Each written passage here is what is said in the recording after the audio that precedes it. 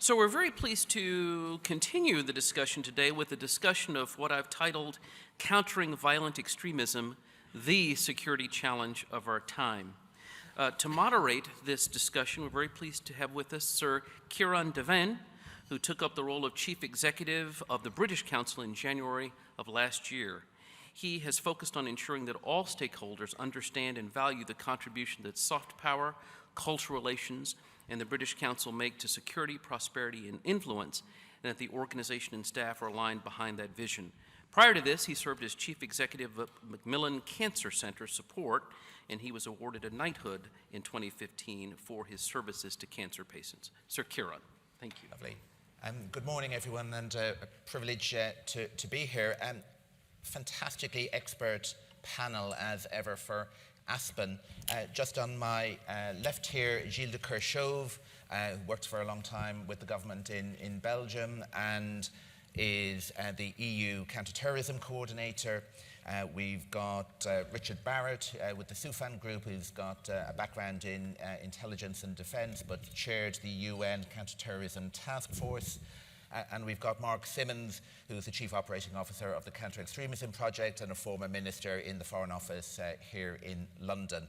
So three people from very different perspectives, but with huge expertise. And I'd like to, if I may, start with Gilles. You are in the EU, you live in Brussels, you've worked in Brussels for many years, and of course there was the attack. But using that experience recently, what do we know about the perpetrators which could inform us about what causes this kind of extremism and violent extremism?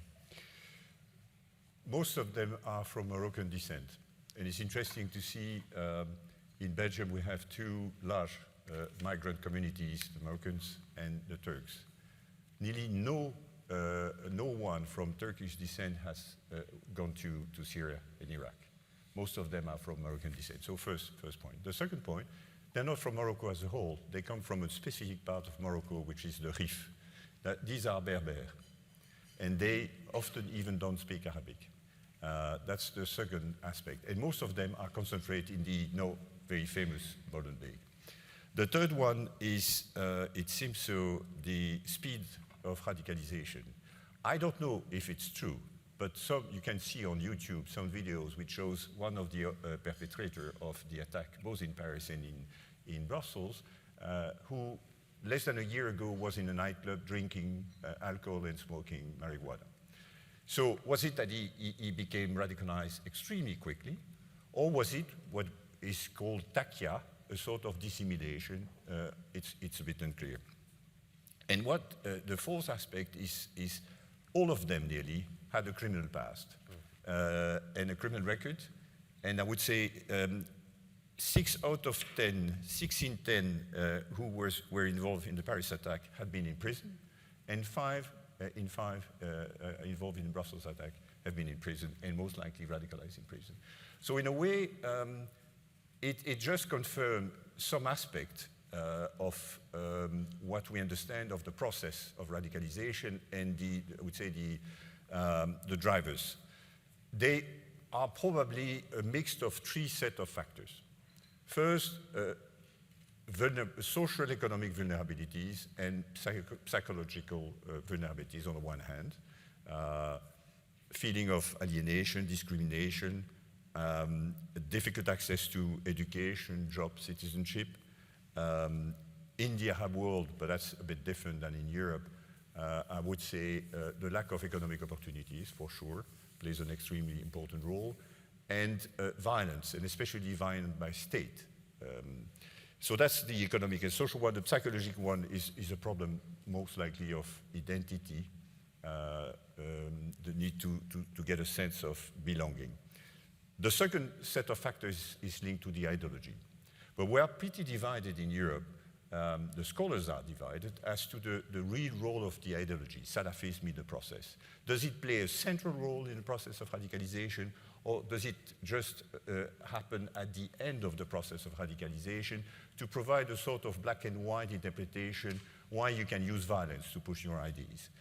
If you take two well-known French scholars, Gilles Kepel on the one hand and Olivier Roy on the other hand, would say Keppel believes that it is one important factor in the process of radicalization. It plays a role, this extreme interpretation of Islam.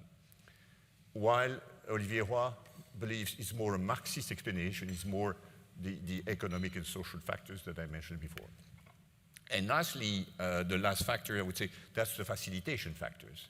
Internet, we have seen young women radicalized on internet alone, going to Syria, and after 2 weeks, which is completely the reverse of what we believed in the past.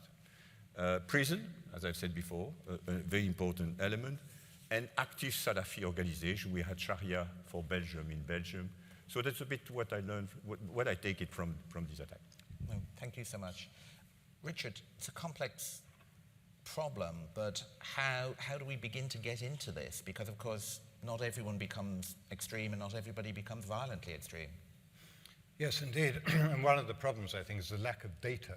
You know, we can speculate a lot about why people are joining the Islamic State, but one of the things I've been doing recently is trying to interview people who've come back. So you can ask them to tell you their story, you know, what led to their decision to go and how their thinking evolved while they were there, and indeed why they decided to leave.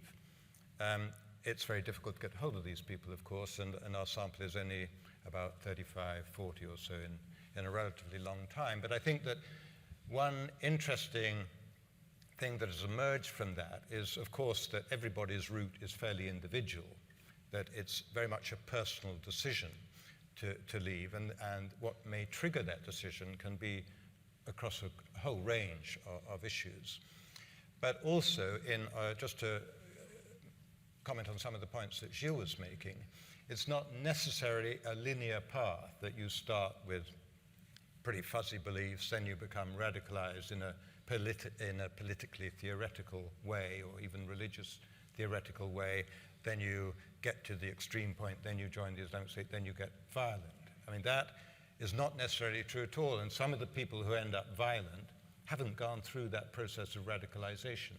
I mean, of course, people who join the Islamic State maybe have extreme views about religion or about politics or about social issues and so on, and you see groups going en famille, you know, like a whole group of people who reckon we will be better off living in a purer state which lives in a better way. That's a sort of radical view, because of course states don't operate like that. But generally speaking, I think most people will end up there by their own course. And when they get there, because they lack this sense of identity or belonging, you know, or they live in a crap area and they want to live in a better area, or you know, they feel judged by their criminal past and they're trapped and they want to get out and have a new beginning. They want respect, maybe. They just feel alienated from the society they live in. Yes, they may end up there for those reasons, very personal reasons. And once there, then of course they are given the Kool-Aid of, well, your problems are not your problems, they're our problems. You know, we're all in this, and the reason we have these problems is because those people out there, everybody else, are ensuring that we have no opportunity and so on, and are keeping us down. And those people out there are all collectively responsible. It's not just the political leadership or anything, or your community leadership, but it's also the guy who's going to the rock concert in Bataclan or whatever. Everybody out there is responsible. And if you're going to deal with this issue, and in fact, you have a duty and an obligation to deal with this issue because you're acting on behalf of a much wider community as well, then you must go out and defend yourself, and that means by attacking. So, and that sort of presentation seems to draw people in, but the point I'm trying to make is the initial pull into the Islamic State may be in a reaction to the vast majority of Islamic State video production, if you like, or social media production, which is about the state, which is what a marvelous place this is. You know, look how we're planting flowers in the medium strip and mending the roads and providing people with flour and all this sort of thing, you know. So that is much more what the Islamic State believe is the pull, than saying, look, you can come here and we'll give you a sharp knife and you can cut somebody's head off.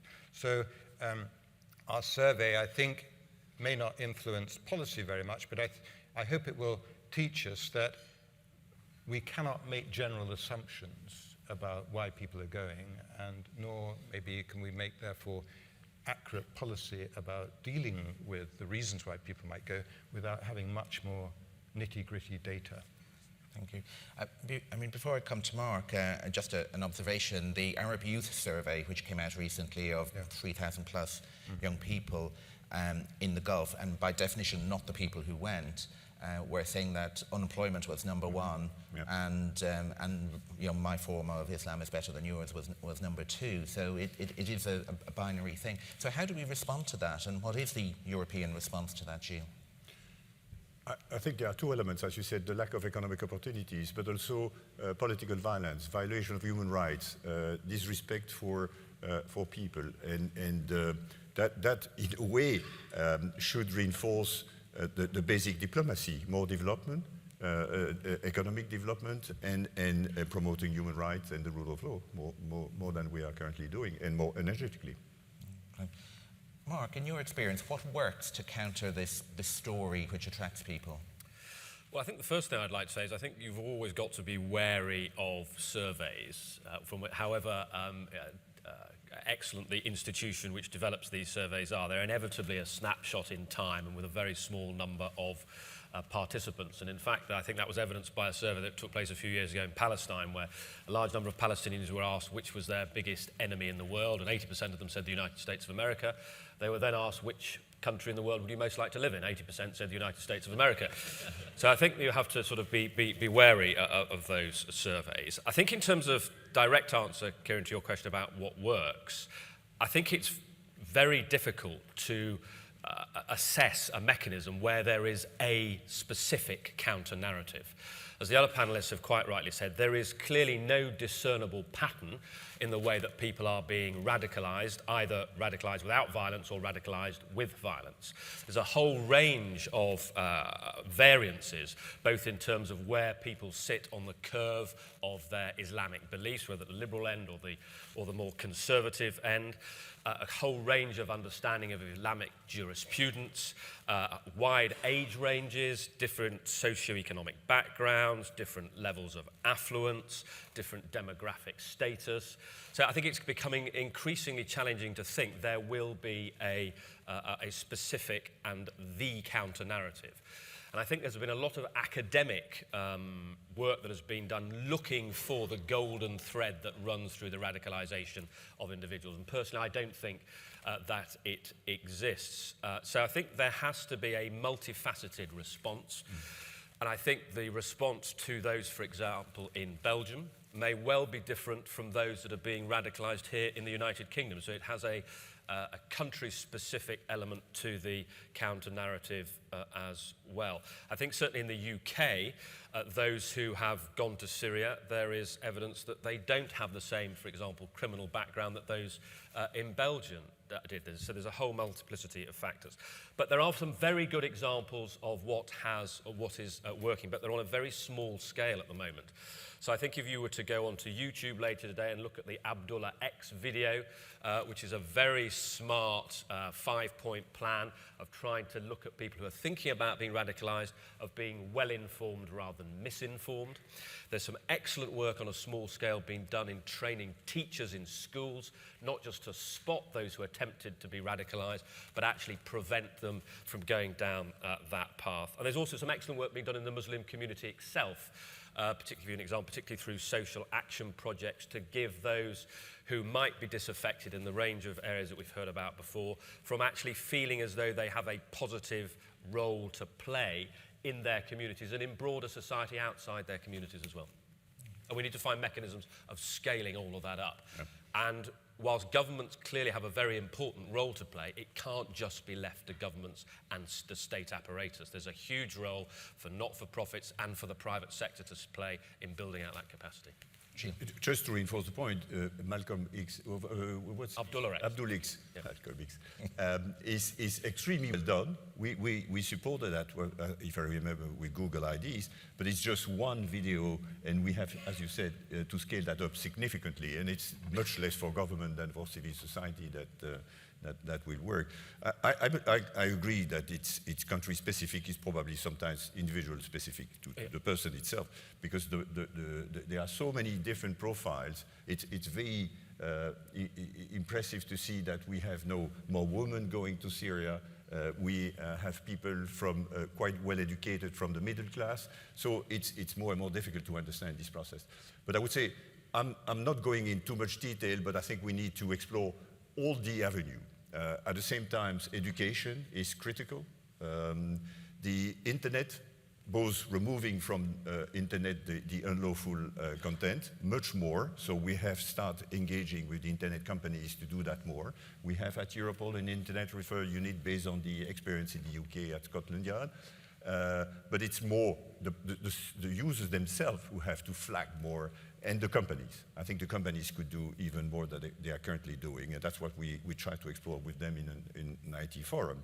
But it's not only that, it's, as I said, education, social inclusion, the fight against Islamophobia in Europe, and this is something we have to be extremely vigilant, because with the 1 million plus migrants, mostly Muslim, who arrived in Europe, and the many more who are likely to arrive, with 20 million Muslims in Europe, we have to be extremely vigilant to avoid the rise of Pegida type or AFD in Germany, because this is something which feeds itself, and it's very problematic. So integration, more, I would say, energetic integration. I saw recently a survey of the British Muslim, what British Muslims really think. It is quite telling to see a divergent sense of values even in the same society. Very different attitude towards value. That requires to think of it and see how we have to address, because you cannot have parallel society. One of the factors that I did not mention, Molenbeek is nearly 100% homogeneous. You have enclave, urban enclave or suburban enclave. This does not promote a very good integration. So these are, and finally, I know it's very sensitive and people are a bit reluctant to open that debate. That raised the question of the role of the ideology in the radicalization process, but the role of Islam. And especially, there is a debate, and especially in France, as to where we have to discuss this. We have some people who say Islam has nothing to do with this, and those who said, by denying that there is a link, you abandon all those inside Islam who are trying to get rid of the sect who distort Islam for criminal purposes. So tell them, it has nothing to do with the interpretation of Islam. It's just because people are poor or they live in ugly neighborhood. So what you do is completely irrelevant. You have to reflect on that. So the question is there a role to promote, and how do you promote a European Islam and not Islam in Europe, to take the very simplistic way President Sarkozy tried to capture the idea. We have to compare notes. If you look at our member states, you have different approach. If you see Austria recently adopted legislation banning all sorts of external funding of religion. Germany is more and more demanding, especially towards the Diyanet, the Ministry of Religious Affairs of Turkey. And on the other hand, France is exploring how Morocco or Algeria could help training the imams. So a bit opposite attitude. Do we need to compare notes? Is it something for government, or is it completely irrelevant? It's something we need to discuss, I think. Well, obviously there's a danger in conflating things too much. You know, there's a very small group of terrorists, even if there are, 5,000 from Europe who've joined the Islamic State, and let's say another 10,000 who may sympathize with them and think of going, and probably they all are from the Muslim community, even though they may not be, particularly observant Muslims. But there are many, many more Muslims, of course, in Europe than that, and so the vast, vast majority are not interested in this sort of violence. And refugees, I think the conflation of refugees and terrorism is also a big mistake. I mean, most of these refugees are trying to escape Islamic State and other dysfunctional areas of the world which have been racked by this sort of violence. And again, I think that if we are too quick to say, yeah, this is a problem for the Muslim community, you tend to, again, make it harder for the Muslim community to deal with it, and for the rest of the community to think, oh, yeah, well, that woman wearing a hijab or something, she's obviously a terrorist. And we get these instances now in the States repeatedly of passengers on airplanes saying they feel uncomfortable sitting beside somebody who's clearly, you know, a Muslim, or they believe is a Muslim, probably turn out to be a Sikh or something, you know, but they think it's a Muslim, and demand that the person is removed from the plane. Well, it's really dangerous, that, isn't it, this stigmatization of communities. And on the narrative, I think the narrative has to be very, very clever and across a huge range. I mean, the Abdullah X is a good example. In Pakistan, for example, they have a very similar thing called the Burqa Avenger, which is a young woman, you know, who's really showing that the pen's mightier than the sword, and she has supernatural powers. But, you know, that's a cartoon. The Palestinians were putting out cartoons both to encourage people to join extremist groups and to oppose them way, way back, I think, in the sort of 70s and 80s. So this is one stream which can be very effective with one particular audience, but the audience is very complicated and made up lots of different segments that need different media, different messengers, and of course, different messages.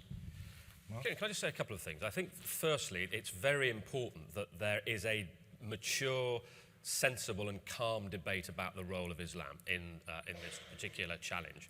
And there are some interesting thoughts that are coming out of particularly the academic community, in that if you're at the conservative end of the Islamic religious spectrum, you are much less likely to be radicalized than if you're at the other spectrum, which is a very interesting way to feed into this particular debate. We must make sure in all this conversation we don't alienate the Islamic community either, and certainly in recent conversations that I've been involved with, there is a feeling in some of the Muslim community here in the UK that the focus of extremism in the UK is purely on them and not on other extremist groups in the UK. And we have right-wing extremism here, as you do in Europe, in Brussels and elsewhere. So we need to be careful and sensitive to that to make sure that moderate Muslims are brought into this conversation and discussion as well.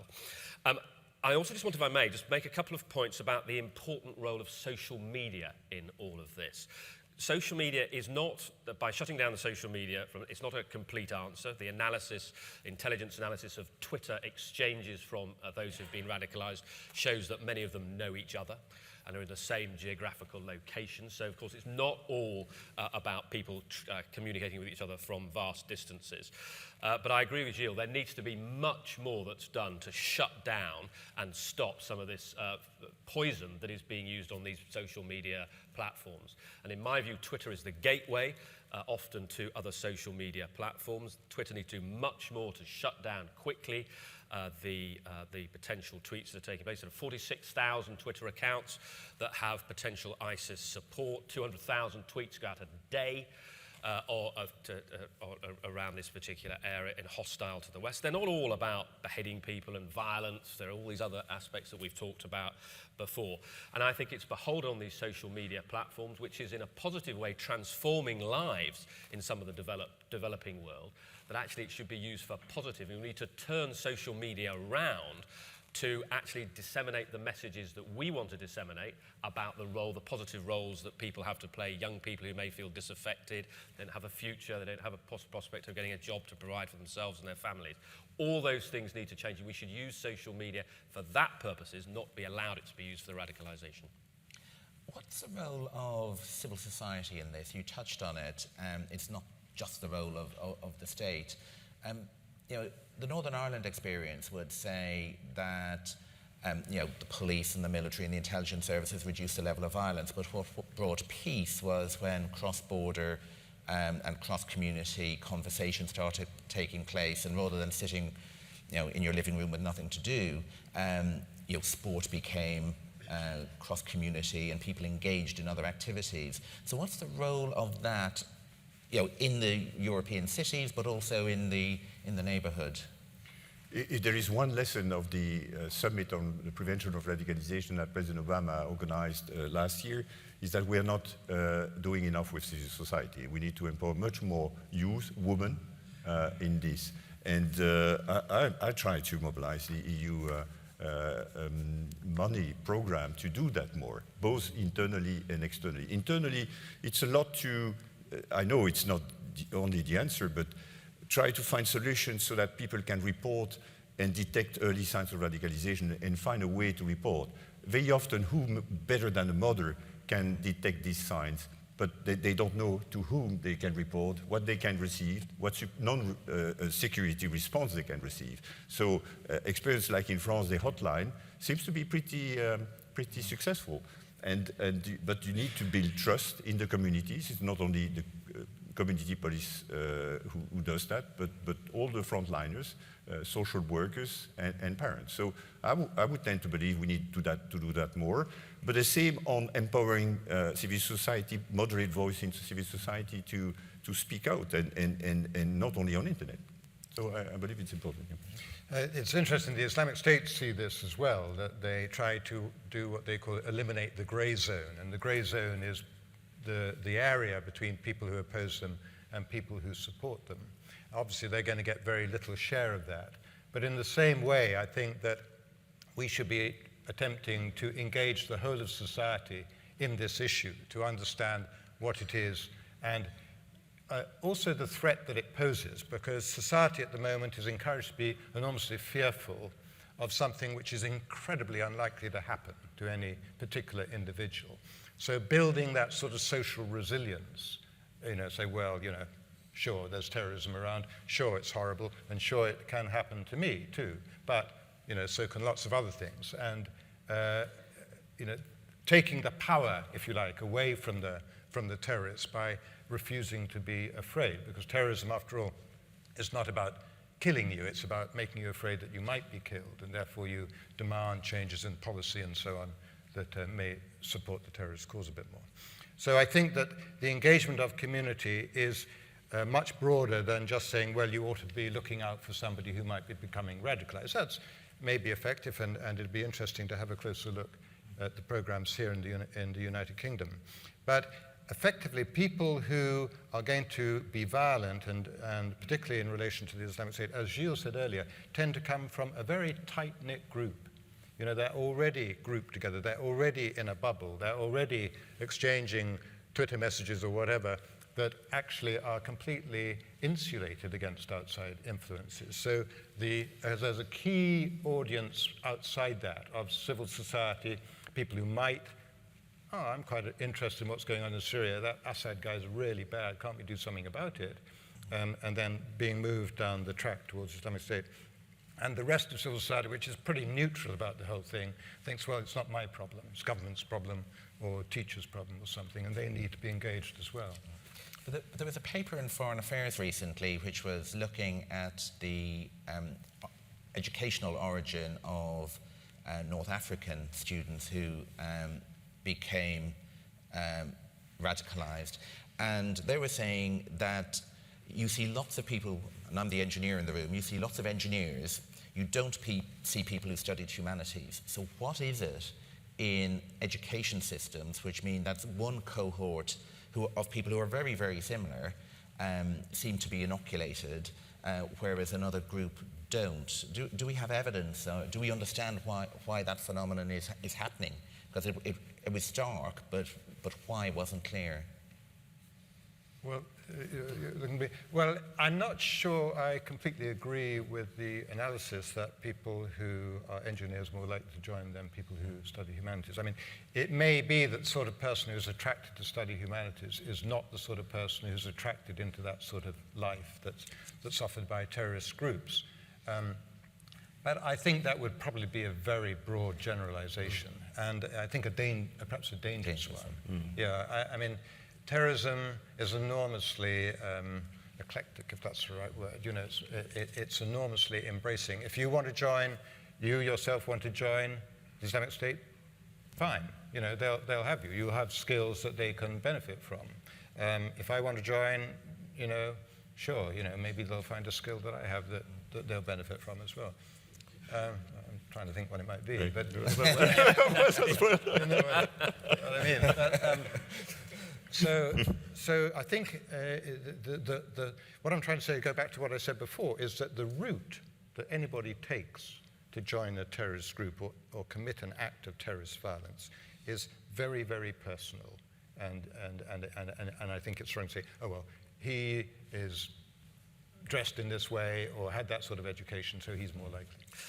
As you know, Graham, my view is we're wrong to look for generic patterns in why people are being radicalised, whether violent or non-violent. But I think there is a much stronger role for civil society to play.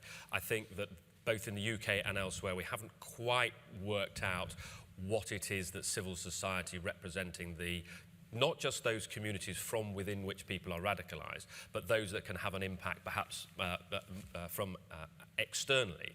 And I also think there seems to be a misunderstanding, particularly of many young Muslim men, about the positive impact that the Islamic world has had on our world. There doesn't seem to be a knowledge of the huge importance of civilization and medicine and education, all these other things that we'll probably all know about. And I think there's a role for civil society within the Islamic community to make sure that particularly young men who may be tempted to be radicalized in this way actually have a much more detailed understanding that we haven't got to where we've got to as a civilized world just from Europe and the United States. And there is some excellent work in this area that has been done, but I think there's much more that we could do to assimilate and disseminate those key messages into the Muslim community. But there's a tendency, I think, to see this as surgery. How do we identify those people or, address this community? But there's kind of almost a public health bit of this. How do we reduce the pool of people from whom these people might come? And that gets you back into employability and education. But is that something we're putting enough effort into understanding what's happening in those systems? Because if we're fishing in a smaller pool, so to speak, or the pool is smaller, then the problem is smaller. Obviously, we need to do more. I know that the European Commission will soon come with several proposals in this field on education, on reducing discrimination, but it's member states and often local level, but we can support different initiatives. I'm in favor of launching big flagship program. For instance, one that I like a lot, I've said that several times, and I think now the Commission get it, is to do a bit what President Obama launched, a big a virtual exchange program, connecting 1 million American and 1 million Arab students by internet. We'll do the same. So there are several other initiatives, like having sorts of ambassador going into the schools and promoting more civic involvement. For instance, I believe that everyone who goes to the university in Europe should spend some time engaging with social work, and that would be part of the curriculum as well. So we can be imaginative and launch big programs of that sort. Yeah. Well, we have a program in Pakistan, which we started in Lahore College, which is the women's university, strangely, in Lahore. You couldn't graduate without doing a program in citizenship. That's now in 47 universities, and the plan is to have it compulsory for all universities in Pakistan by next year. And it was coming from that point of view. It isn't saying this is about counter-extremism, this is about counter-radicalization. It's coming from a point of view saying if we have a cohort of people who are engaging in their societies, then the society is inherently better, more prosperous, more robust. But it has to be at scale. And getting that kind of commitment, I think, from institutions can be very difficult. No, because we look Erasmus, for instance. It's probably the best program that the Commission ever launched to bring young students outside their country and just widen their mind. So it has had, for not my generation, but the generations after that, a huge impact. Why don't we do that more and scale that up? If you tell each and every would-be graduate that they have to spend some time every week to engage in social work, that has a major impact. And we can negotiate that, we call the Bologna process with the universities in Europe. It's huge. Okay. Richard? I think that program is great, yeah, and I agree, and your Lahore program is great too. These are really valuable things, but there are always going to be people on the margins of society. There are always going to be people who are criminals. There are always going to be people who perpetrate violence, whether at home or on other people, and there are always going to be terrorists. So what we're trying to do is limit the numbers, aren't we, really, and reduce the conditions which encourage people to become like that. And certainly these programs help, but ultimately the Islamic State, if one can take that, and Al-Qaeda as well, exist because of political conditions in the areas where they thrive. And that impacts our internal security, but it's really an external problem. It's in Syria, Iraq, it's a regional problem which has to be resolved essentially, I would have thought, by regional powers, by the people in Syria and Iraq, but by the regional powers, and then with international support, as Staffan de Mistura has been trying to muster. So I don't think we should say it's all our fault. You know, yeah, sure, we can do lots of things, but let's look also at the factors that are external. Yeah, of course there are good programs that are taking place, and we need to upscale those in the way that we were talking about before. But I think we've got to be very careful about this area. We need to be very sophisticated. It's extremely complex. And if you get into a classroom and get into this conversation, you very quickly get to the edge of where you're going to start offending people, particularly if there's some Muslims in the room. So you need to be really quite careful with all this and get to a state where people don't feel that they're being spied on, that they're being watched and monitored all of the time. I think where we haven't put enough thought into the area of education yet is to the point that Richard was making earlier about those who are returning from Syria and Iraq. And there was a recent stat that came out of the UK government. 350 people have come back from Syria to the United Kingdom, 70 of which are potentially extremely dangerous. So there is a job that is to be done by the body politic, not just government, but all the associated organisations, to, after Richard and his team have interviewed them, to make sure that we put in place strategies to de-radicalise them and assimilate them back into their communities.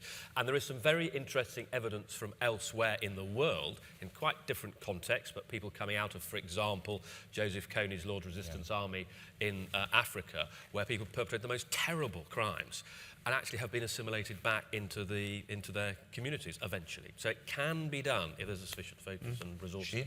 I cannot agree more. That's my message to the Minister of Justice repeatedly, that we are lagging behind. We don't have rehabilitation program ready for the return of hundreds of Europeans.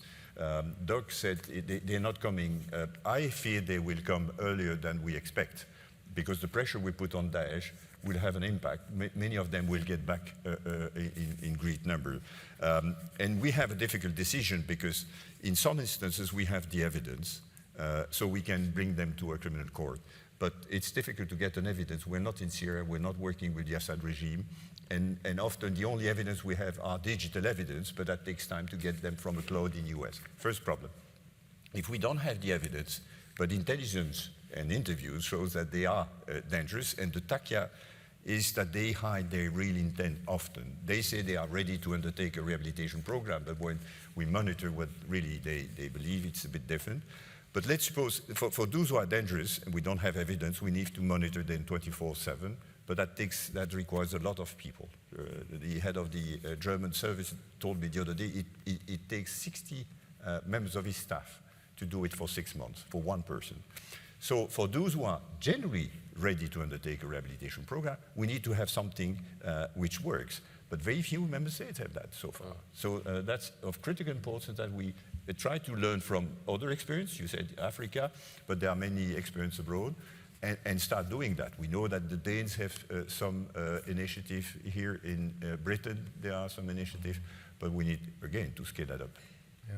I think there's about 13 rehabilitation programs around the world which are well established, you know, and some new ones like the Danish one, which is very limited, in fact, one small town, and very few people have gone through. It's really, really important that we focus more on this whole issue. It's difficult, but again, if you learn more about why people went, then you can help them, if you like, return to society. And if even the 70 people who have a significant threat here in the United Kingdom, if we were to be able to follow them around and everything, well, clearly we would be living in a state that none of us, I think, really want to live in, you know, with such massive surveillance capabilities as that. So we need to focus so much more on rehabilitation, and I've talked to Gilles in the past about the possibility of have a European effort on this, because although we have lots of cultural differences between us, at least we can all get together perhaps and think about what is the best practice. But the fact that there isn't effective rehabilitation in Europe, in European Union countries particularly, I think is just a sign of how difficult it is. Right. Okay, allow me to open it up. Gentleman over here. Thanks. excuse me for speaking a second time. For some years I've been training some of our counter-radicalization people as part of the Channel project, which is a well-regarded project in Britain. But one observation would be that we never would have spoken about previous terrorist organizations in counter-radicalization terms. We haven't talked about de-radicalizing Irish nationalists who perpetrated some pretty awful crimes in a 30-year campaign in Britain. We rather focus on de-operationalizing people. We haven't convinced them of the errors of their way, but they're no longer carrying out acts of terrorism. So my first question is whether we should be cautious about using the term de-radicalization. But my second question is, Britain is currently reviewing its counter-terrorism strategy, but that's going alongside a process of defining a counter-extremism policy. And I wondered if the panel would comment on the tensions between effective counter-radicalization, counter-terrorism, sitting with a counter-extremism strategy that can close down interlocutors. The civil society you speak about includes people that the counter-extremism strategy tells us we shouldn't be speaking to. Thank you. Yes, well,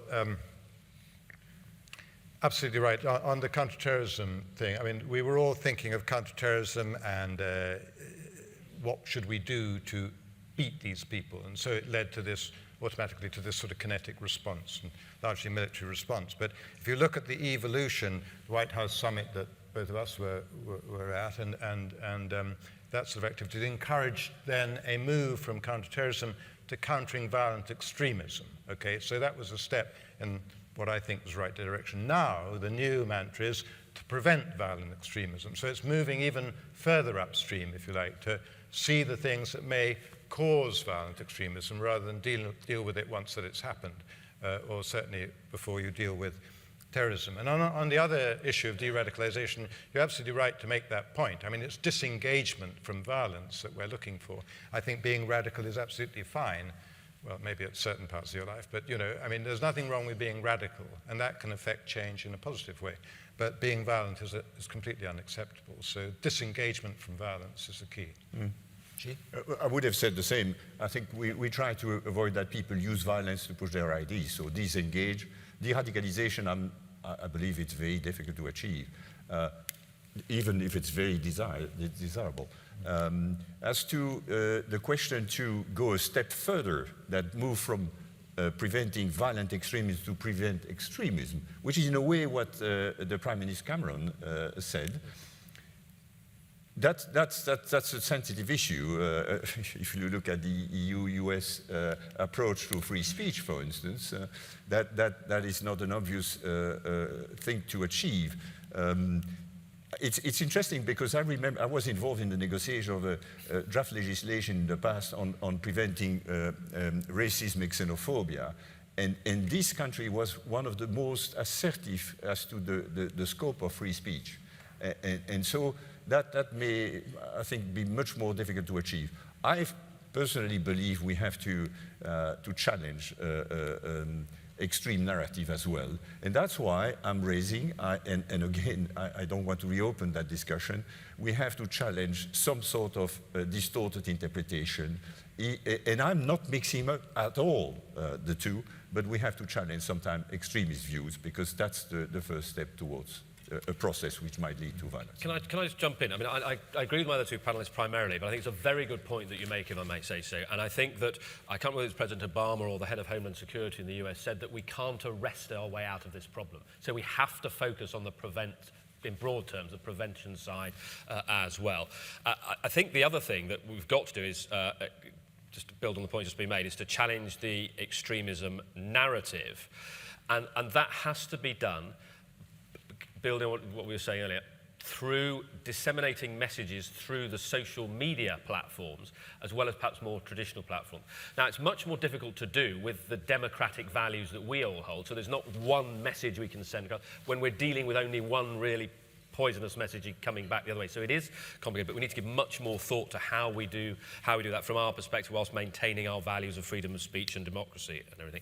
I just finally, whilst I'm no longer a member of the UK government, I can give you an assurance that within the UK government there is a really detailed understanding about the importance of having parallel structures that are infused both in the terrorism and extremism fronts. And the respective ministerial teams work very closely together to try and deliver the best joined-up approach. Gentleman here. Thank you very much. Arman Arten. As we're all seeing in the news, the deal between the European Union and Turkey for handling the refugees happening this summer, how this translates from security concerns of having potentially 75 million Turkish citizens being able to travel visa-free to Europe for handling the 2 million refugees which they have promised to keep handle in Turkey. The concerns of visa-free mobility of this large number of Turkish citizens, how it will be able to be managed by your agencies? Simple question to end on. Gilles. Yeah. I don't have much to say except that we are working on it. It's part of the deal.